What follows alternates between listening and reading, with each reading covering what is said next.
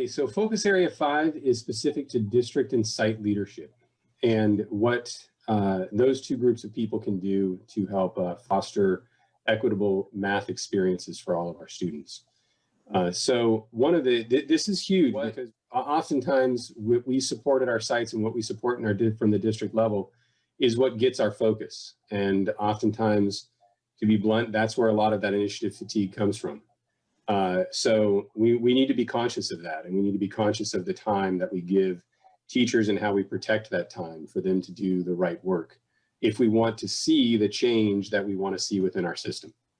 So a few of the acknowledgements, one of them is that we rarely recognize the importance of math in our society. And although it wasn't planned to do this webinar on November 4th, if you've been paying attention to the election, you've been immersed in mathematics for the last 24 hours, in statistics and probabilities and voting numbers and electoral college, all of that. And sadly, a speaker on a major network last night gave me a heart attack when he said to the nation, "I've never been very good at math, but I think he only needs ... And ironically, I don't think I've ever heard anyone admit on national television that they can't read. But we're perfectly comfortable as a society saying that I'm not good at math. And that needs to stop. We need to combat that because it's essential to our future, to solving the problems in our future, in our immediate and distant future. Mathematics and science are going to be key. And we rarely in our districts and sites create comprehensive plans to improve student disposition and teacher content knowledge. And by comprehensive, we mean, deep, long-term plans that we have, that we focus on and stick with. So that kind of leads directly into our actions, this idea that we need to work with stakeholders and we need to work with parents, we need to work with the community, teachers, and include student voice in creating these plans to improve instruction. And I don't mean just student voice in high school. Kids in elementary school, they may be blunt, but they'll get across what they like and don't like about classrooms, about math instruction and things like that. And it can be very illuminating to the way that things should change.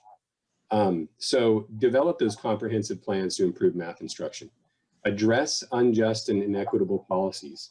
One that comes to mind is when there's board policies in districts that may stop a student from going on to the next science class because they haven't passed the next math class or vice versa. And I think most mathematicians and scientists would say that one really doesn't have anything to do with the other. You just created a gate that's stopping kids from being successful.